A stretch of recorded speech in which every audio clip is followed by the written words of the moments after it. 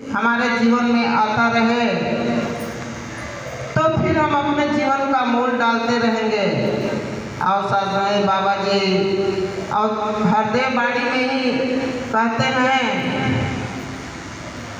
अरबों खरबों देने पर भी एक मिलेगी सांस नहीं, सांस है अनमोल कितनी, क्या तुमको एहसास नहीं। सांसों की लड़ी सुमिरन की लड़ी बना ले मन मेरे, कहे अवतार कहे हरदेव की इन सांसों का लाभ उठा ले मन मेरे। वाकई हमको क्या जो हमें परमात्मा ने ये सांस बख्शी है, हम अच्छी तरह वाकिफ हैं, इसे जानते हैं कि यदि हमारी सांस चली जाए तो फिर हम कितना हो पैसा देकर डॉक्टर से हम सांस को वापिस नहीं कर सकते हैं। हम सोचें कि थोड़ा समय के लिए सांस बुला दीजिए डॉक्टर साहब से, तो फिर ये सांस को वापिस नहीं बुला सकते हैं। आओ साथ संगत, हमने कभी विचार नहीं किया इस पर कि कितना अनमोल सांस है, कि परमात्मा ने जो हमें बख्शा है, हमने कभी इसके लिए धन्यवाद नहीं किया। आओ दातार की कृपा से हमारे कबीरदास जी कहते हैं कि कोई आवे बेटा मांगे भेंट रुपया दीजिए जी, कोई आवे दुख के मारा यही गोसैया कीजिए जी, कोई आवे दौलत मांगे यही गोसैया दीजिए जी, कोई आवे प्यार रचावे यही सत्य गोसैया दीजिए जी। सांचे का कोई गाहक नहीं, झूठे जगतपति जी, कहे कबीर सुनो भाई साधो, इन अंधों को क्या दीजिए जी। आओ साथ संगत, हमने पूरा उम्र, हमने जब से संसार में आया है, हमने बस यही मांगता रहा, धन चाहिए, बेटी चाहिए, बेटा चाहिए, नौकरी चाहिए, सुंदर घर चाहिए, सुंदर वस्त्र चाहिए। लेकिन हमने कभी मालिक पर विचार नहीं किया कि मालिक परमात्मा, तूने इतना सुंदर शरीर बख्श कर देकर हमें संसार में भेजा है, क्या इसी काम के लिए। आओ सत्संग,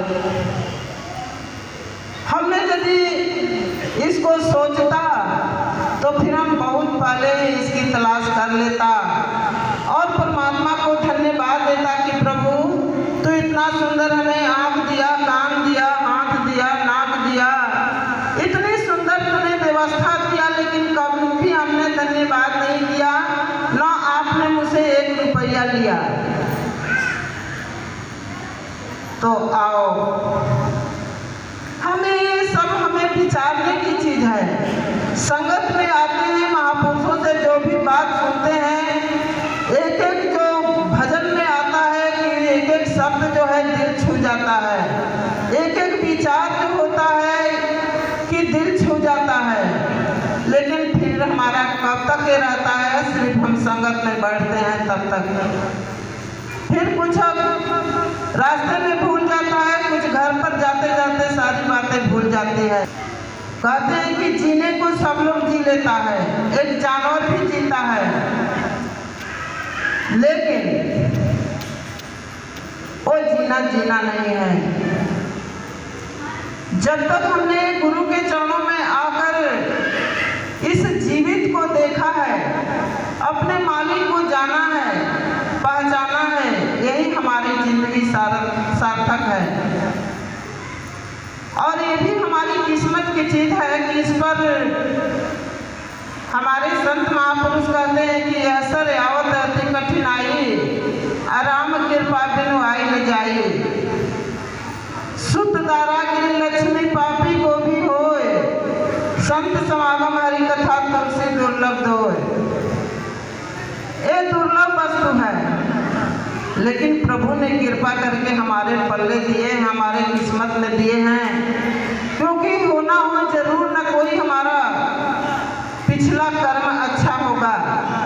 क्योंकि आप तो माइक लगाकर संसार को आवाज सुनाने का काम करते हैं कि ये इंसान तू जो माया के चकाचौंध में पड़ा है, जो धन इकट्ठा करने में पड़ा है, बेटे को पढ़ाने लिखाने होशियार डॉक्टर बनाने के चक्कर में पड़ा है, तू सब कुछ कर, कोई बात नहीं। लेकिन तू कम से कम होशियार इंजीनियर डॉक्टर बनाने वाले को तो देख ले, जान ले। और हमारी मेन मकसद मानव जीवन में आने का क्या है, हमने कभी सोचते ही नहीं है कि क्या इसी काम के लिए धन कमा ले, बेटे को पढ़ा लिखा कर होशियार डॉक्टर बना दे। आओ साथियों में इतना ही तक हमारा जीवन सीमित नहीं है। हमारा जो जीवन है मकसद है, पहला मकसद है हमारा कि हमने संसार में आकर अपने मालिक को तलाश करें, खोजे। क्योंकि 184 धर्म के पग पे अटको आए, अब की पासा ना पड़े तो फिर 84 जाए। हम जीवित हैं कि आगे मुर्दा हैं। आओ साथ संगत, ये हमारे हरदेव बाड़ी में भी हमें संतों ने हिदायत किए हैं